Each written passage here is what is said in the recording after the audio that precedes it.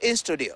Yes, so from volleyball, we get into some boxing action now. This weekend, on the 20th of October, it will be Mashujaa Day. Now, aside from it being Mashujaa Day, here in Nairobi, we have the ring, Raw in the Ring boxing night taking place at Charter Hall in Nairobi. 11 fights on the cards, but the main fight will see Kenya's Denzel Onyango take on Sharif Ngobi from Uganda in a cruiserweight title. And I got a chance of speaking to Denzel Onyango, who says that he's looking forward to winning that bout against Sharif, and he wants to add more titles to his name. Aside from that, I also spoke to the promoter, that is Malka Promotions, who are organizing the fight. I spoke to Ezekiel Mwabili, who says that they are it's a progress they are put in place to make sure that they can help improve boxing in the country. Yes, we are so ready. Yes. And we are organizing the Raw in the Ring. That is the launch of the first season of the series that will have boxing.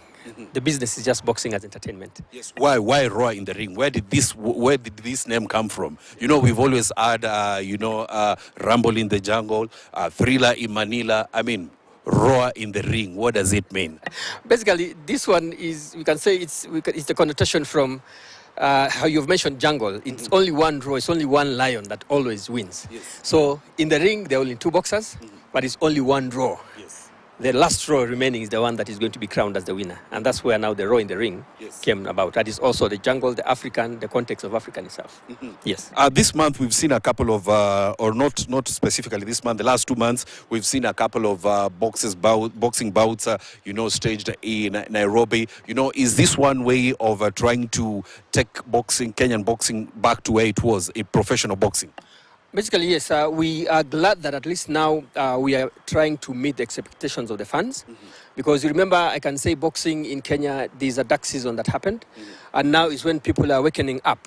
And that's why even the thinking behind the Raw in the Ring, it's producing series for the professional boxing, because that is what actually is going down very fast. At least to provide a platform for the talents that are available there. So we are coming back, and I'm telling the fans that there's more to expect, especially in the series to come, to enjoy boxing and infusing some of the cultural and entertainment component of it as well. 11 bouts for the night on the 20th of October. This is the main fight, and we have 10 undercards. If you can elaborate more about the main fight, where it's a cruiserweight, and we have a title on the line. Can you elaborate on that? Yeah, basically there are going to be 11 bouts, and of course the undercards are going to be 10, but the main one is going to be the cruiserweight division title. Cruiserweight division class, and we're going to have our own Kenyan, Denzel Onyango, and I also double up as the manager, and he's also the champion basically, because he's the holder of 2 belts. That is a pugilist belt of Tanzania, and then now the WABA belt. So.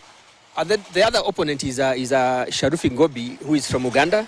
And I believe, because I've been having communication with the team there, he has also prepared well. So this is the fight that is going to happen for 6 rounds. It's a non-title fight, because we are trying to bring, this is the debut, we are trying to bring in now the Raw in the Ring series. This is the first one. So we're looking forward now to bring the titles with the belts in the future ones. But what I'm saying, this is non-title, we are not going to award, but remember, this is the boxing, or the matches are going to be recognized in the international standards, because they have to be registered in the box ranking, which even the boxers themselves, by winning or losing, there is something that they're going to get or not to get. So it is still a fight that is really meaningful to them. And we are also planning, at least after this fight, we bring now the titles for our main boxer, that is Denzel, still in cruiserweight, for now either IBU belts or even other prestigious belts from the world, because we want to open boxing to the world. So apart from the main fight now here, we have the 11 undercards, which are also going to be pretty much very interesting, because it's the infusion of East Africa. We have boxers from Uganda, and then you also have ladies as well. And it's a mix of divisions.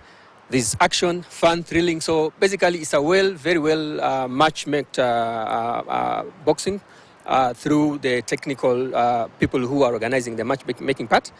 And from the experience I've seen from the training and the preparation of the boxers, it is going to be a bomb.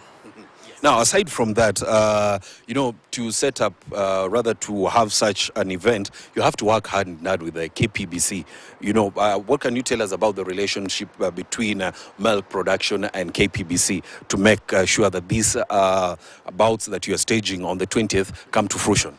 Okay, yeah. Basically, for one to be a promoter or registered promoter, like milk boxing promotions, you have to go through KPBC.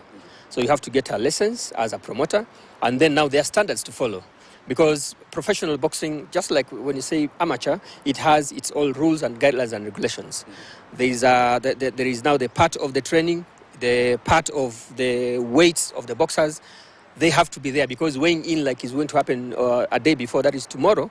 They have to be checked on tests, on health, and many other areas, which KPBC is part of it. And then now, coming on the D-Day, the commissioning has to be done by the official of KPBC. So we are really working hand in hand with KPBC because they are the ultimate guys in managing professional boxing here in Kenya. And finally, what is your message to boxing fans out there? And, you know, if somebody wants to come on Sunday, how much will it cost? Okay.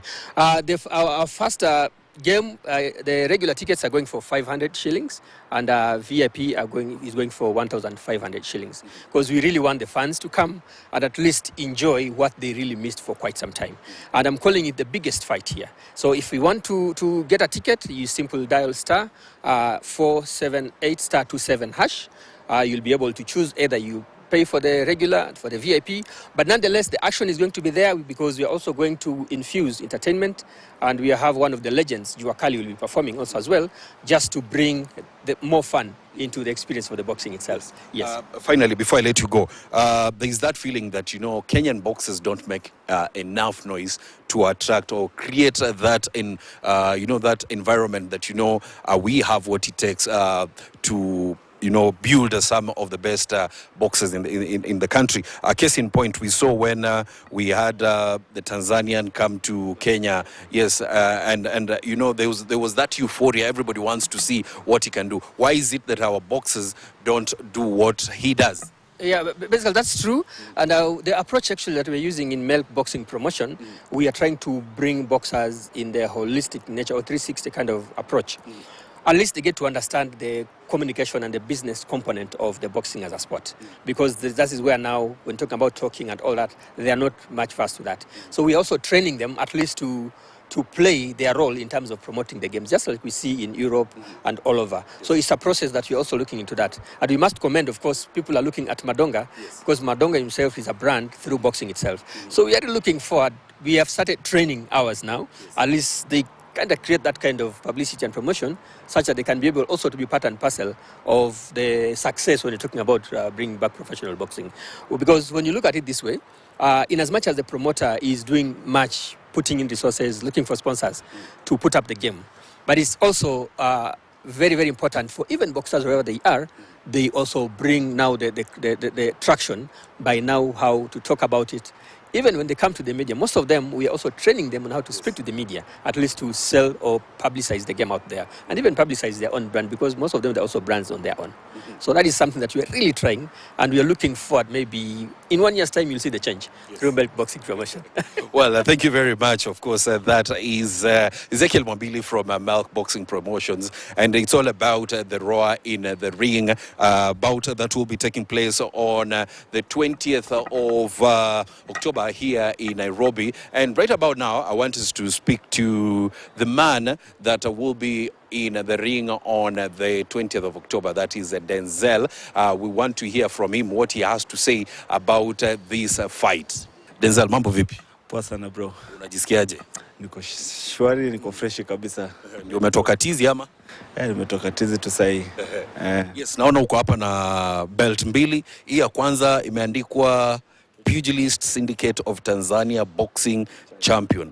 Hebu tuambie hii ulishinda lini na ilikuwaje? Hii ilikuwa nilishinda hapa Nairobi. Nilishinda Tanzania. Ilikuwa first round 30 seconds knockout. 30 seconds KO. Nilimpiga KO round ya kwanza 30 seconds. After amesema atanipiga stop round ya 3. Unasema alikuwa na mdomo sana. Alikuwa na mdomo kama donga. Alafu hii ya pili ni WABA Supreme Africa Champion. Hii ni ya World Alliance Boxing Association. Hii ulishinda lini? Hii nilishinda last year. Ine 23, ine 2024. No, 2023, 2022. Hii ulipigana na nani na ulipigana na nani hii ya WABA na ilikuwaje? Hii nilipigana na Muganda. Ilikuwa game tough because hakuwa anaenda. So nikaona jua ende acha ningangane nichukue points. So nilimshinda na points. Na sasa of course unashikilia hizi belt mbili. Jani yako ya boxing imekuaje? Jani yangu ya boxing kumekuwa na up and downs, lakini ni kujikaza juu tunapenda hii sport sana. Sasa tunaweza omba tu wadhamini wakuje watusaidie. Wakitokea kwa wengi ndio pia sports inaendelea kuinuka Kenya. Nini ilikufanya uingie kwa boxing? Boxing niliingia juu self defense. But nikaipenda tu. Hivyo kocha kaniambia hii kitu hata before uifanye self defense inaweza kuletea chakula kwa meza. Na ukisema ulianza juu ya self defense, kwani ulikuwa unakuwa bullied? I was really bullied. Oh, for real? Nilikuwa nakuwa bullied kabisa. Nilikuwa mdogo. Sasa hivi nimepata mwili. So for self defense until saizi unajua unashikilia belt mbili. Hii weekend on Sunday unapigana na jamaa kutoka Uganda. Mazoezi imekuaje? Mazoezi yalikuwa rahisi. Ni ngumu. Nimekuwa nikipush up and down, unapush kabisa. So naweza tu ambia mafans wangu watokee kwa wingi cause Muganda this time analala. Kama hii yenye ulipiga jamaa na 30 seconds KO. Ikiwezekana hii atenda stop. Sitaki mambo mingi, ni stop tu. Nirudi nilale. Na unajua watu watakuwa wanakuja kuona hii siku ya Sunday. Kuna kitu ambayo yenye tulikuwa tunaongea na Mwabili, na mbona boxers wetu wa Kenya huwa tupigi kelele tukiwa na mechi? Mbona tupigi kelele mechi kiwe na karibia? Mjua kuna vitu mbili. Kuna ule boxer wa mdomo na kuna ule boxer ametulia.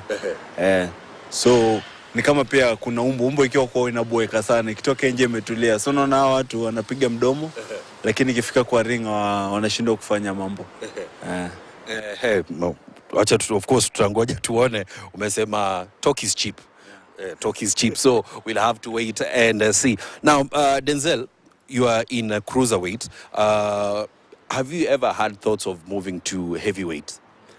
No, I've not have thought of moving to heavyweight. Actually, I'm a light heavy, but now I'm going in a cruiserweight, but I'll go back to my light heavyweight again, yeah. Yes, because we've seen boxers that move from a certain category to heavyweight. They normally perform better. Case in point, Usyk. He moved from cruiser, he moved into heavyweight, na saizi anahangaisha watu heavyweight. Probably nani anakupa inspiration in boxing? In boxing, naweza sema my former coach. And alinipatia inspiration mingi sana kwa boxing. Niko na hii kitu naweza ifanya kabisa. Alafu sasa my coach mwenye niko naye ananipush sana. Nashukuru sana. Anaitwa my former coach anaitwa Omar Kasongo. Omar Rajab Kasongo. Alafu my current coach now anaitwa Julius Odhiambo. Na appreciate sana. Hao ndio shujaa wangu. Hao ndio mashujaa wako. Na sasa hizi ni boxers yupi yule ambaye unaangalia hivi unasema ningependa kuwa kama yule? Okay, saizi boxer nilikuwa naangalia I'll pass. Mohamed Ali. Yeah. So now nilikuwa naangalia AJ, hata kama ameshindwa but I still believe in him. Yeah. You still believe in AJ? Yeah, because you know in boxing you don't lose, you learn. Yes. Yeah, you learn from your mistakes. Yeah. Yes, finally message yako kwa mafans kuhusu hii bout yenye uko nayo ambayo ni main bout on the 20th of October, Mashujaa Day, Charter Hall. Message yako kwa mafans ni gani? Mafans wangu naweza ambia tu mtokee kwa wingi, mkuje mnipatie support. Umejua mkinipatia support yenu ndio mambo itakuwa mzuri pale. Yeah. Unataka kufunga mwaka na high? Nataka nifunge mwaka na high. Hiyo nikicheza hii alafu sasa ya pili sasa hope itakuwa mshipi tena. So ndarudi hapa nitakuwa na mshipi 3. Let's get to some school games and now